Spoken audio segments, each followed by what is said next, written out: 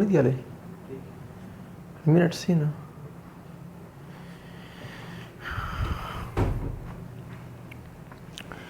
बिस्मिल्लाहिर्रहमानिर्रहीम।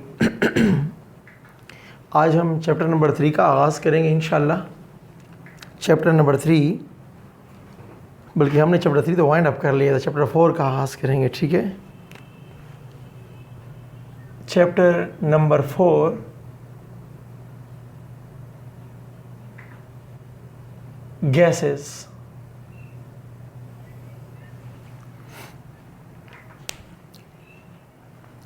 प्लीज़ याद रखें, गैसेस हमारे पास वो स्टेट ऑफ मैटर है,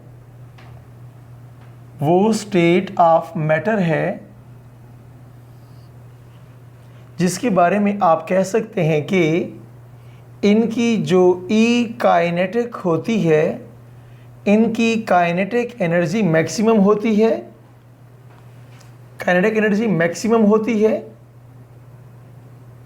इनकी जो डेंसिटी होती है, गैसेस की जो डेंसिटी होती है 1000 time lesser than liquids and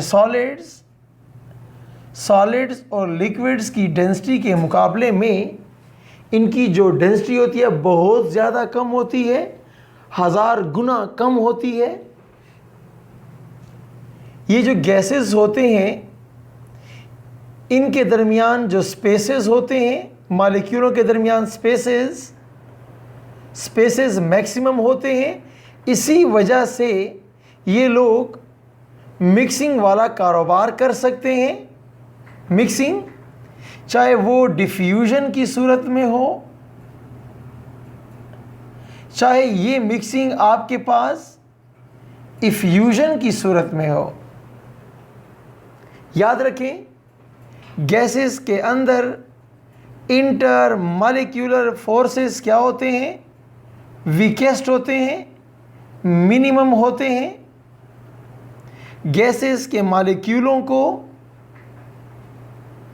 molecule को कंप्रेस नहीं कर सकते हो। सैंपल ऑफ गैस को आप कंप्रेस कर सकते हैं क्योंकि गैस के मॉलिक्यूलों के दरमियान जगह होती है। ओके, तो आप इनको क्या कर सकते हैं? गैस के सैंपल को आप कंप्रेस भी कर सकते हैं, गैस के सैंपल को आप एक्सपेंड भी कर सकते हैं। याद रखें, गैस के मॉलिक्यूल जो होते हैं इनका वॉल्यूम इनडेफिनेट होता है। जितनी जगह इनको प्रोवाइड करो ये सारी जगह घेर लेते हैं। इनकी जो शेप होती है, शेप जो होती है वो शेप भी क्या होती है? इनडेफिनेट होती है। ओके, शेप भी इनडेफिनेट, वॉल्यूम भी इनडेफिनेट। स्टूडेंट्स, यहां पर एक बात समझाना बहुत ज़रूरी है। जब मैं शेप की बात करता हूं तो हम ये कहना चाहते हैं कि उसकी मैक्रोस्कोपिक प्रॉपर्टी कैसे है ये। लेकिन जब मैं बात करूंगा ज्योमेट्री के ऊपर, तो ज्योमेट्री चाहे वो लिक्विड है, चाहे वो सॉलिड है, चाहे वो गैस है, ये माइक्रोस्कोपिक प्रॉपर्टी है। तो geometry of molecule is fixed, चाहे वो गैस में है, चाहे वो लिक्विड में है, चाहे सॉलिड में है। जब मैं शेप की बात करता हूं, मैं इन बल्क बात कर रहा हूं, मैक्रोस्कोपिकली बात कर रहा हूं, माइक्रो नहीं, मैक्रोस्कोपिकली। ओके, तो प्लीज, शेप और वॉल्यूम क्या होते हैं? इंडेफिनेट होते हैं। शेप नामालूम क्यों होता है? शेप फिक्स क्यों नहीं होता? क्योंकि मॉलिक्यूलों के दरमियान इतने स्पेसेस हैं कि जिधर भी डाल दो वो स्पेसेस फौरन चेंज, वो एग्जैक्ट शेप नहीं बचती। क्यों नहीं बचती? फोर्सेस बड़े वीकेस्ट हैं। फोर्सेस क्यों वीकेस्ट हैं? इनकी काइनेटिक एनर्जी बड़ी हाईएस्ट है। जब मैं कहता हूं कि गैसेस की काइनेटिक एनर्जी ज़्यादा होती है, तो मैं माइंड में ये बात भी प्लीज़ डाल दीजिए कि प्लाज्मा के मुकाबले में इनकी एनर्जी कम होती है। Kinetic energy of gases is lesser than plasma but greater than liquid, solid and gases. Please, अब हम डिस्कस करेंगे kinetic molecular theory of gases, also known as kinetic molecular model of gases। Please याद रखें, please. Kinetic molecular theory के बारे में पहला point तो आपको यह पता होना चाहिए कि this model is for ideal gases, not for real gases. ये मॉडल, ये थ्योरी आइडियल गैसेस को डिस्कस करती है। जब आइडियल गैस को तुम डिस्कस कर रहे हो तो वो जो मशहूर फॉल्टी एजम्पशंस हैं KMT के, उनको फिर तुम फॉल्टी नहीं कह सकते हो। Okay, please. Kinetic molecular theory के मुताबिक ये आप जानते हैं कि इसका पायनियर बर्नौली है। ओके, इसकी थ्योरेटिकल बेसिस का पायनियर बानी बर्नौली है। बर्नौली इक्वेशन का नाम भी आपने सुना होगा। इसके बाद क्लासियस ने मैथमेटिकल मॉडल पेश किया। क्लासियस, ठीक है जी, क्लासियस ने मैथमेटिकल एक्सप्लेनेशन दी। ये देखिए, PV is equal to 1/3 mnc bar square.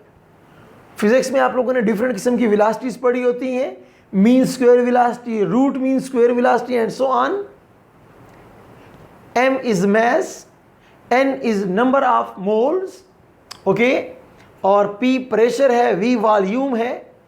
तो आपके लेवल पे ये इक्वेशन आमतौर पर तो अप्लाई नहीं होती।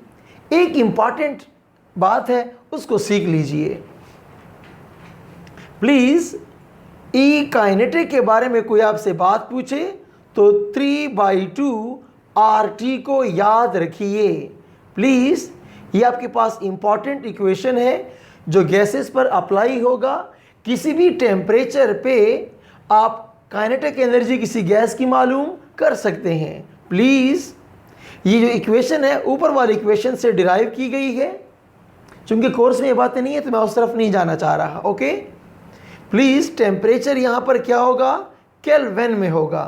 R आपके पास आइडियल गैस कांस्टेंट है और ये आपके पास ई काइनेटिक। Okay, please.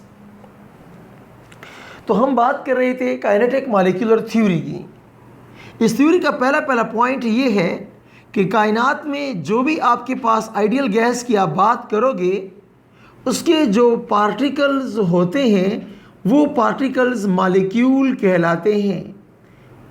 उसके पार्टिकल्स को मॉलिक्यूल कहते हैं। ये बड़ी काम की बात है, ठीक है जी। Gases are consist of tiny particles known as molecules. इन मॉलिक्यूलों के दरमियान जो इंटर मॉलिक्यूलर स्पेसेस हैं, इनके दरमियान जो इंटर मॉलिक्यूलर स्पेसेस हैं वो क्या होते हैं, वेरी वेरी लार्ज। ये स्पेसेस इस कदर लार्जर हैं कि एक गैस के मॉलिक्यूल का जो ज़ाती वॉल्यूम है वो नेग्लिजिबल हो जाता है। मेरी बात समझें, गैस के मॉलिक्यूलों के दरमियान इस कदर फासला होता है, गैस के मॉलिक्यूल इस कदर वॉल्यूम ऑक्युपाई करते हैं कि उसका ज़ाती वॉल्यूम, उसके मॉलिक्यूल का एक्चुअल साइज क्या हो जाता है, नेग्लिजिबल हो जाता है। इसलिए ये थ्योरी कहती है कि वॉल्यूम जो होता है, कौन सा volume, actual volume of gases is negligible. एक मॉलिक्यूल का जो ज़ाती वॉल्यूम होता है वो नेग्लिजिबल होता है। ओके, मॉलिक्यूल आपस में बहुत दूर दराज फासलों पर मौजूद हुआ करते हैं। प्लीज याद रखें, ये थ्योरी कहती है कि गैस के मॉलिक्यूलों के दरमियान, गैस के जो मॉलिक्यूल्स होते हैं इनके दरमियान इंटर मॉलिक्यूलर फोर्सेस नेग्लिजिबल हैं। ओके, नेग्लेक्टेड, नेग्लिजिबल आपके पास मौजूद है। ओके, फोर्सेस न मंजूर नहीं होते, फोर्सेस वॉल्यूम न होने के बराबर, फोर्सेस न होने के बराबर।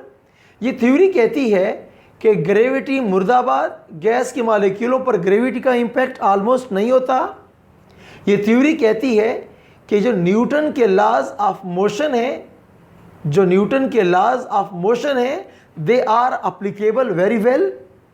ओके, प्लीज याद रखें, इस थ्योरी के मुताबिक मॉलिक्यूलों की जो ई काइनेटिक एनर्जी है that is directly proportional to temperature, absolute temperature. Please अब बड़ी ख़ास बात हम करने वाले हैं। ईटा में 1-2 मरतबा इस पे क्वेश्चन आ चुके हैं, अब मेरी बात को समझना होगा और ग्राम लॉ को भी थोड़ी देर के लिए अप्लाई करना होगा। आपको याद है ना कि ग्राम लॉ में रेट ऑफ डिफ्यूजन इफ्यूजन की बात की गई थी और क्या कहा गया था, जो जितना वजनी होगा वो स्लो स्लो चलेगा। उस पॉइंट को पकड़िए प्लीज़। अब मेरी बात सुने, अगर आपके पास टेम्परेचर सेम है, at same temperature, please molecules जो होते हैं उनकी ई काइनेटिक क्या होगी, सेम होगी। प्लीज़, अगर टेम्परेचर सेम है तो काइनेटिक एनर्जी सेम होनी चाहिए मॉलिक्यूलों की, लेकिन हरगिज़ नहीं। इन मॉलिक्यूल्स के चूंकि क्या होते हैं, इनके चूंकि मैसेज डिफरेंट होते हैं तो इनके वेलोसिटीज कांट बी सेम। इनके वेलोसिटीज भी क्या होने चाहिए, डिफरेंट होने चाहिए। मेरी बात को प्लीज़ समझें। मैंने ये कहा कि एक मॉलिक्यूल ए है, एक मॉलिक्यूल बी है, 2 डिफरेंट मॉलिक्यूल हैं, टेम्परेचर सेम है, इन दोनों की काइनेटिक एनर्जी सेम होगी। But please you know very well कि ई काइनेटिक जब सेम होगी तो इनका मैस और वॉल्यूम का प्रोडक्ट सेम होगा, इनका मोमेंटम सेम होगा। ओके, वेरी इंपॉर्टेंट पॉइंट यहां पे निकल आया। अगर उनकी काइनेटिक एनर्जी सेम होगी तो उनका मोमेंटम भी सेम होना चाहिए। लेकिन अगर मैस की वैल्यू डिफरेंट है फिर वेलोसिटी की वैल्यू सेम क्यों कर हो सकती है? उनके वेलोसिटी के वैल्यूज भी क्या होने चाहिए, फिर डिफरेंट होने चाहिए। m और v का प्रोडक्ट सेम आएगा लेकिन उनके वेलोसिटीज डिफरेंट होंगे। जितना जो मैसिव होगा, भारी होगा, उसकी वेलोसिटी क्या होगी, कम होनी चाहिए। प्लीज़, आपकी बुक में भी ये MCQ मौजूद है कि जनाब at same temperature and pressure किसकी काइनेटिक एनर्जी ज़्यादा होगी, तो सबकी सेम होनी चाहिए। At same temperature and pressure किसकी वेलोसिटी ज़्यादा होनी चाहिए, जो जितना लाइटर होगा वो तेज़ दौड़ेगा। ओके, तो ये हमारे पास क्या थे, इंपॉर्टेंट पोस्टुलेट्स थे कि जनाब काइनेटिक मॉलिक्यूलर थ्योरी के मुताबिक गैस के मॉलिक्यूलों के दरमियान अट्रैक्शन नामंजूर, रिपल्जन नामंजूर, उनका जनाब एक्चुअल वॉल्यूम नामंजूर, ठीक है, ऑक्युपाइड वॉल्यूम बहुत ज़्यादा होता है। ठीक है जी, तो ये हमारे पास क्या थे, कुछ इंपॉर्टेंट पोस्टुलेट्स हैं नोदल्स। जब मैं काइनेटिक मॉलिक्यूलर थ्योरी को रियल गैस के लिए लेता हूँ फिर 2 बातें इसमें ठीक साबित नहीं हो रही, एक अट्रैक्टिव फोर्सेस वाला और एक वॉल्यूम वाला, कि हम कहते हैं कि वॉल्यूम इज़ नेग्लिजिबल। प्लीज़ काम कीजिए। आइए हम एक कदम आगे चलेंगे प्लीज़।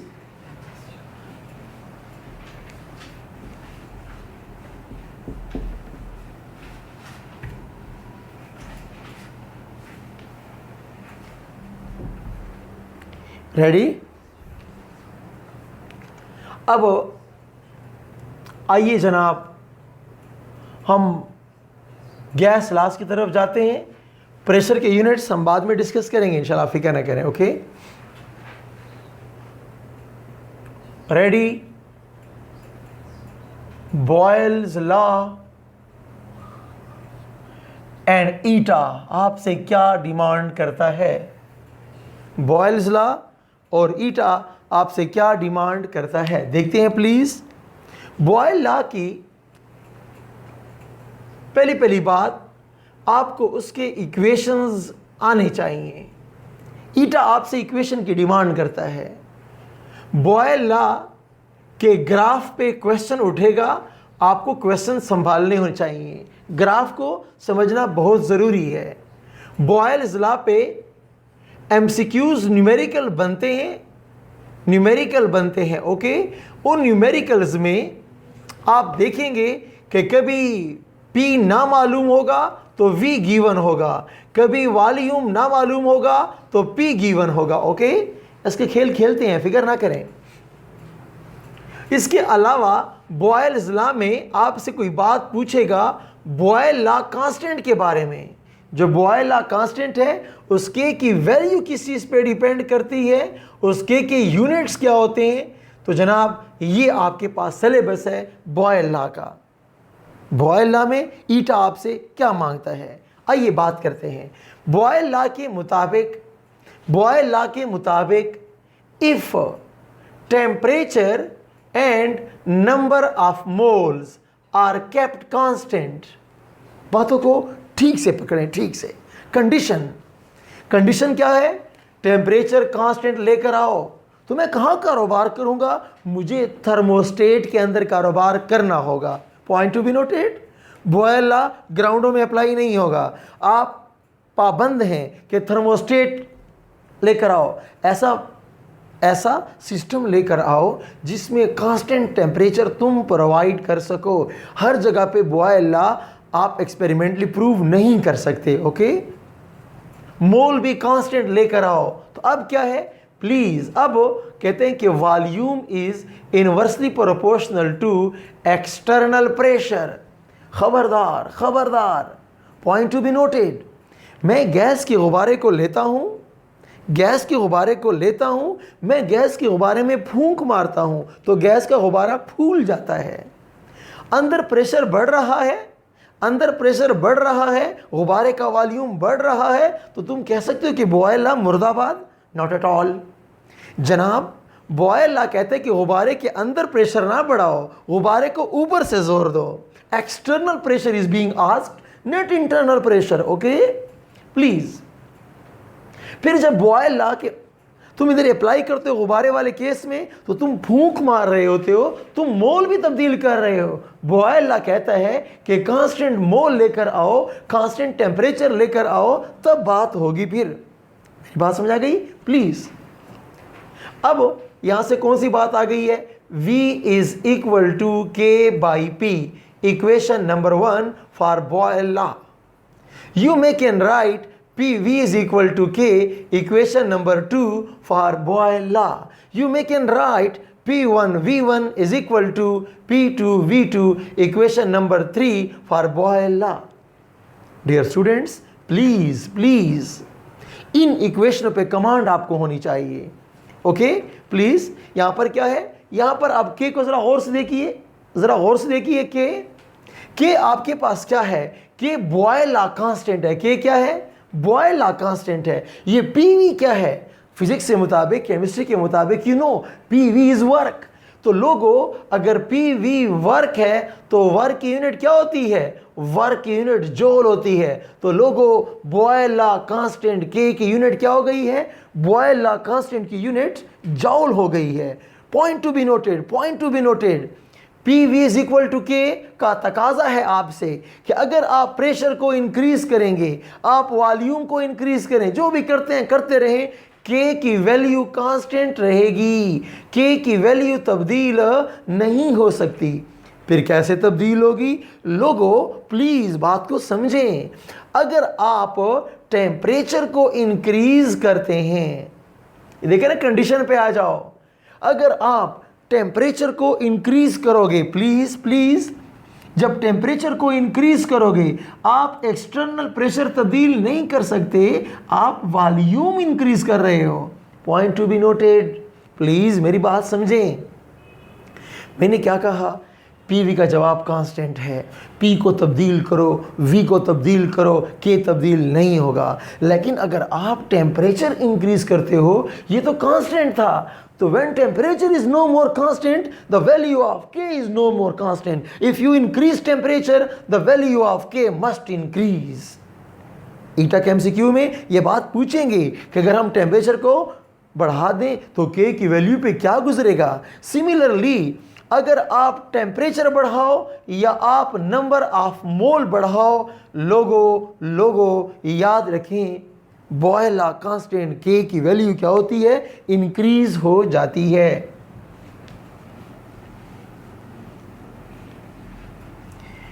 मैं आपको इसके MCQs जो न्यूमेरिकल से कंसर्न्ड हैं फिलहाल नहीं कराने जा रहा, ठीक है जी। मैं जब चार्ल्स लॉ पढ़ा दूंगा या वोगैड्रो लॉ पढ़ा दूंगा, जनरल गैस इक्वेशन पढ़ा दूंगा, फिर पूरा का पूरा एक लेक्चर इस न्यूमेरिकल के ऊपर खेलेंगे फिर हम। ओके, आप फिक्र ना करें। फिलहाल मैं इक्वेशन के अंदर की बातें बता रहा होता हूँ। अब मैंने इक्वेशन भी पढ़ा दी आपको, ओके। मैंने के की वैल्यू भी बता दी है कि के की वैल्यूज़ किस पे डिपेंड करती हैं, के की यूनिट्स किस पे डिपेंड करते हैं, मैंने आपको बता दी हैं। प्लीज़ आइए अब कौन सी बात करने जा रहे हैं, अब हम ग्राफ की दुनिया को सलाम करने जा रहे हैं। पहला पॉइंट तो ये है, जब ग्राफ में ड्रा करें प्लीज़, तो v को इस जानिब लिखोगे और p को इस जानिब लिखोगे। Technically it is wrong to write like this कि p को इधर लिखो और v को इधर लिखो, इट्स रॉन्ग। मेरी बात समझ आ रही है? इक्वेशन के अंदर एक होता है कांस्टेंट, क्या होता है? एक होता है कांस्टेंट और एक क्या होते हैं? कुछ वेरिएबल्स होते हैं, p और v वेरिएबल हैं। फिर वेरिएबल की दो किस्में होते हैं, dependent and independent. Please dear students मेरी बातों को पकड़ें। वो पॉइंट कौन सा है? प्लीज़ मेरी बात सुनो। प्रेशर को तब्दील करने से वॉल्यूम तब्दील होता है, वॉल्यूम को तब्दील करने से प्रेशर तब्दील नहीं होता। It means V is dependent variable and P is independent variable. Please, तो आपको y एक्सिस पे एक डिपेंडेंट वेरिएबल को शो करना होगा। मेरी बात समझ आ गई? डिपेंडेंट वेरिएबल ऊपर आना चाहिए। प्लीज, अगर मेरे पास देखें एक सिस्टम है, अगर मैं उसके ऊपर प्रेशर को इंक्रीज करता हूं तो वॉल्यूम क्या हो जाएगा? वॉल्यूम डिक्रीज हो जाएगा। लेकिन मैंने ये कब कहा है कि मेरे पास छोटा गुब्बारा है और गुब्बारे के अंदर मैं फूंक मार रहा हूं तो क्या एटमॉस्फेरिक प्रेशर तब्दील हो रहा है?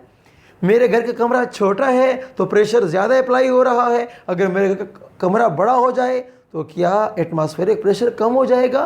कितना फजूल कंसेप्ट होगा ये।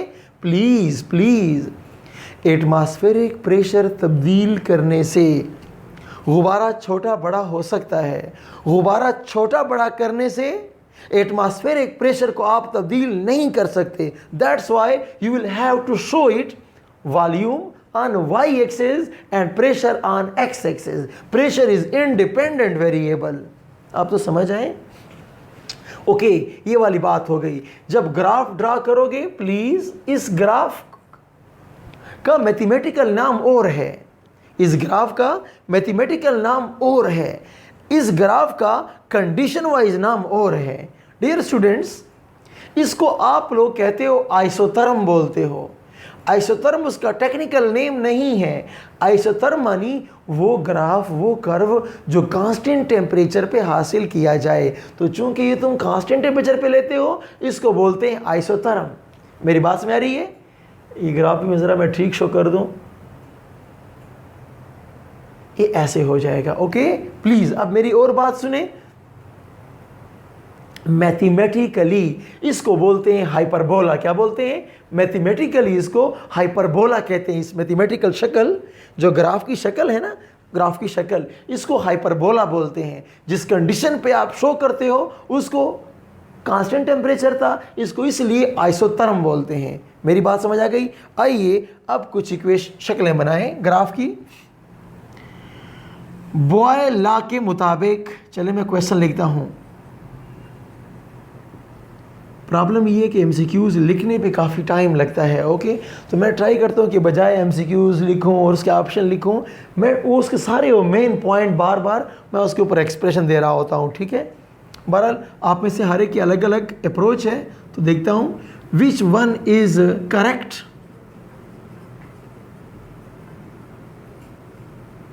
बॉयल्स लॉ ग्राफ, कौन सा करेक्ट बॉयल लॉ ग्राफ है? ऑप्शन नंबर ए,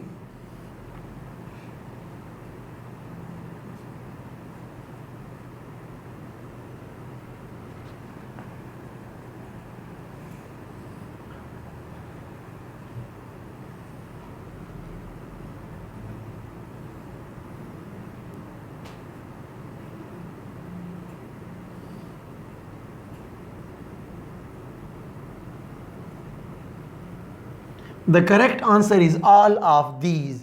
ये सारे के सारे जनाब बॉयल लॉ हैं, पकड़ो प्लीज़। ये तो अबे आपको क्लियर है। ये देखें, पी वी क्या होता है, पी वी तो कांस्टेंट के बराबर होता है। तो आप बेशक यहाँ पर पी बढ़ाते रहें, बेशक आप पी बढ़ाते रहें। स्टूडेंट्स, अगर पहले प्रेशर 2 था, वॉल्यूम 3 था, तो आंसर 6 था।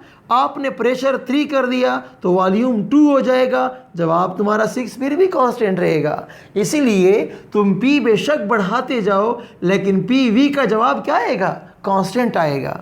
यहाँ पर मैंने क्या किया है, ये ऐसे किया है मैंने कि ये देखो, आप जानते हो ना कि V और P में इनवर्स रिलेशनशिप है, लेकिन अगर ऐसे हो जाए, P को ऊपर ले जाओ तो अब क्या होगा, volume is directly proportional to inverse of pressure, not pressure, inverse of pressure.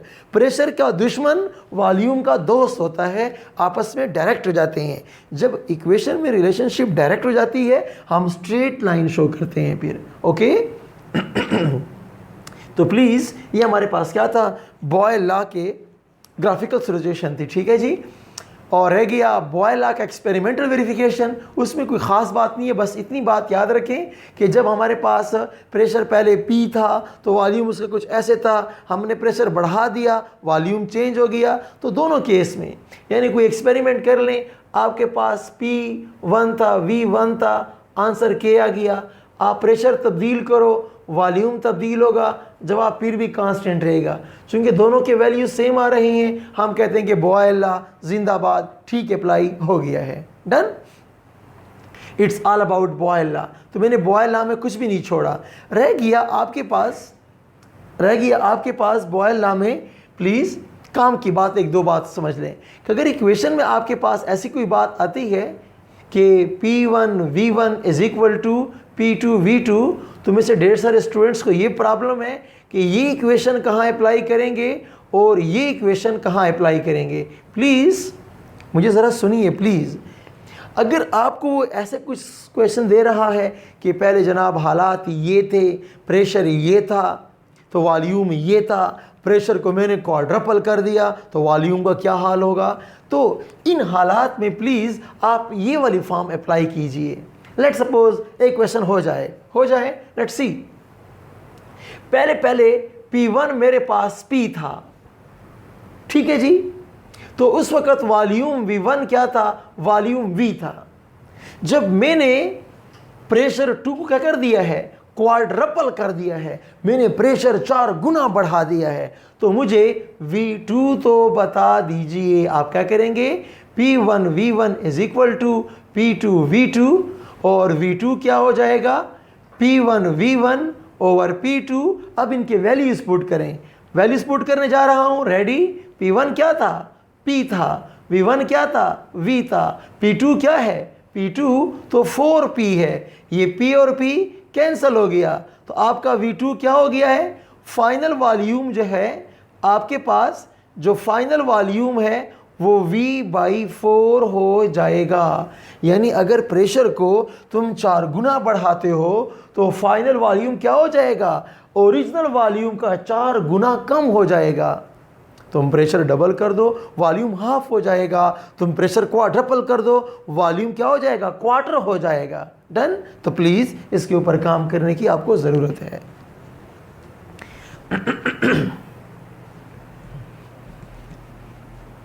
तो ये हमने एनालाइज कर लिया है कि ईटा आपसे क्या डिमांड करता है, आपकी क्या मेंटेलिटी होनी चाहिए।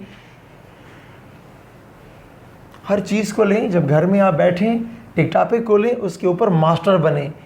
जब तक आप उसमें एक्सपर्ट नहीं है ना, तो आगे ना जाएं। क्यों, आपके जहन में आपको टॉपिक आते हैं और आप आगे जा रहे हैं, टेस्ट का रिज़ल्ट कुछ और कहता है, फिर आपको बड़ी परेशानी होगी। तो प्लीज़ दिन में एक चैप्टर ख़त्म ना करें, आधा ख़त्म करें, आधा ख़त्म ना करें, 1/4 पा ख़त्म करें, लेकिन एक्सपर्टीज़ होनी चाहिए उसके ऊपर, ठीक है।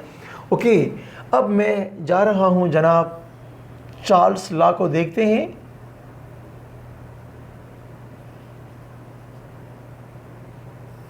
Charles law,